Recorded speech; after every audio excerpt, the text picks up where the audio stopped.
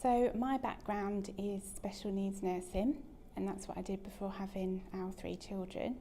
And then when our youngest, Ruben, went to school, I just started thinking about what could be next, particularly for me.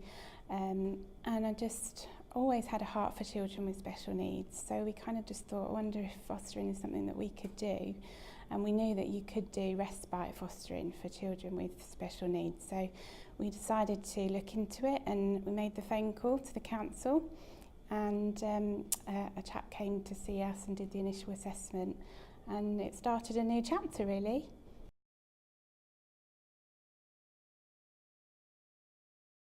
We had an amazing supervising social worker, so she's been on our journey right from day one, and she came to interview Graham and I. Graham's my husband, and it took about 6 to 8 months to get the process done, and she was just brilliant. She was so encouraging, she was really for us, and she kind of fitted in with our plans. So when she came out to us, she did evening visits because we couldn't always get time off work.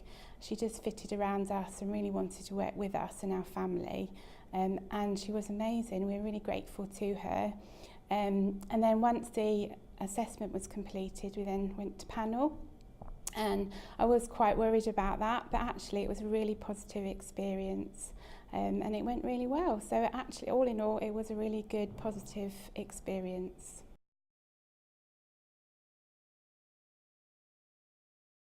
So there are so many vulnerable children all over the world, and particularly in Derby. There's a lot of vulnerable children in Derby, and it would just be great to make a difference.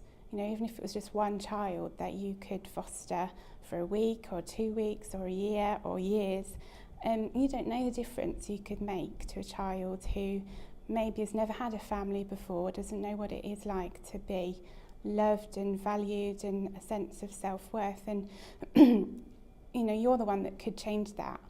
And I always think to myself, actually, I could have been a child that needs to be fostered, and if that was me, I'd want a nice loving home to go to.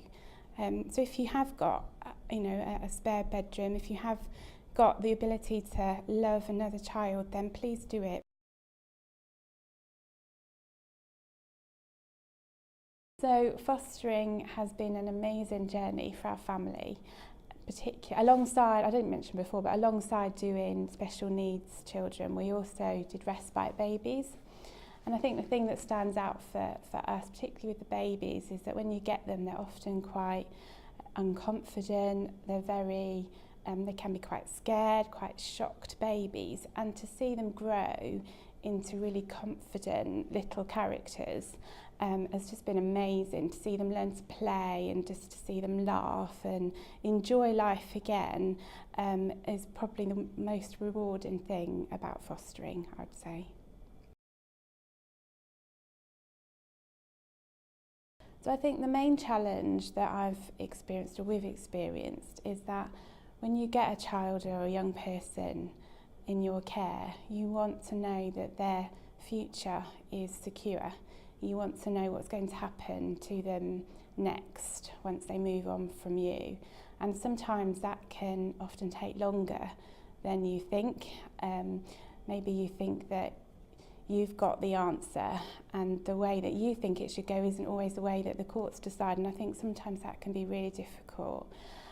And I think you just have to learn to trust the system, you have to learn to trust the court's decision, and sometimes that can be incredibly difficult, and things always take a lot longer than you think. So when you think that things are going to be sorted in the next month, you know, it could take another 6 months. So I think fostering, you do have to have a lot of patience, but it's definitely worth it.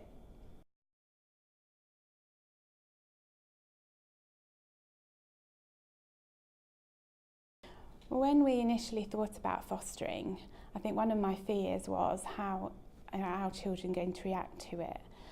So we sat them down and we talked them through the fostering and what it would mean to foster babies and children with special needs, and their reaction was just so positive. They couldn't wait. They were like, "Mummy, Daddy, when are we going to foster? You know, can't we do it now?"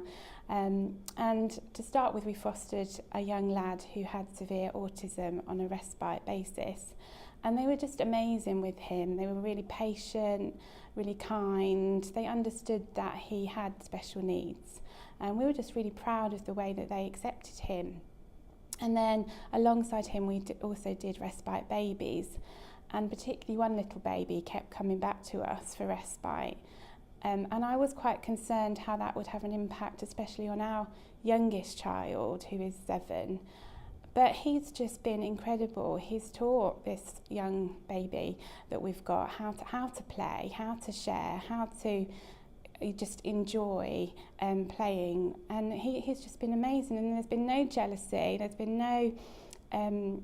nothing negative really that I can think of about fostering, and they've just embraced it. And when the babies went home, they were like, "Mummy, when are we going to get the next baby? When are we going to get the next one?" And they've just really enjoyed it, and we've just been amazed really. And I don't think there's been one negative thing. It's all been really positive. So don't let that stop you if you want to do fostering, because I only think that fostering's had a really good impact on our children.